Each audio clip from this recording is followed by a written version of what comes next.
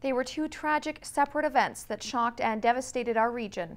More than a year has passed since the explosions at the Babine Sawmill in Burns Lake and Lakeland Mills in Prince George. The union representing the workers is calling on the government to release the full investigation reports and is pointing fingers at a local candidate.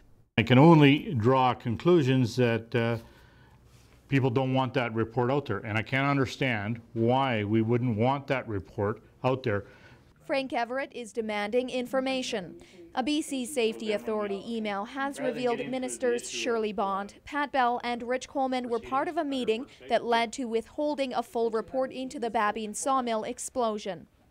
Well, it certainly says they were involved in a conference call ahead of the report being released, and then the report is held back as a result of that conference.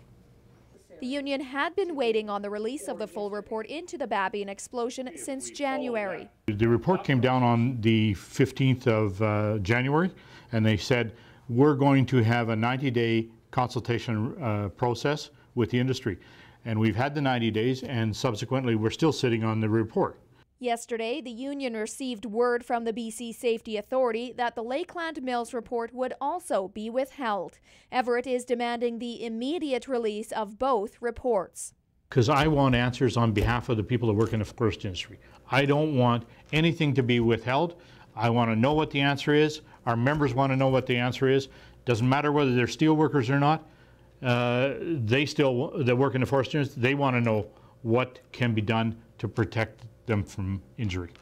Any suggestions that we would withhold information to impact the safety of workers in British Columbia is outrageous and personally offensive.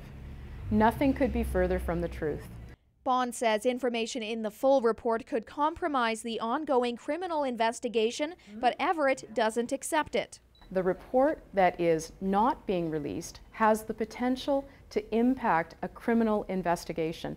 Of course, the information regarding the safety elements was released, but again, it is important that if we're going to look at employer liability and the possibility of criminal charges here, the Crown needs the opportunity to have their review unfettered. Everybody will go on the stand and be asked to tell the truth, and the truth should prevail, and the decision will be made. So I don't see how it compromises that. What you're suggesting is, by holding it back, is that some people will say, oh, I heard that already, I ain't going to make that decision. A judge is going to make that decision, and he's going to make it based on evidence. Bond says the full report will be released in due course, but as the Attorney General, she won't interfere in that process.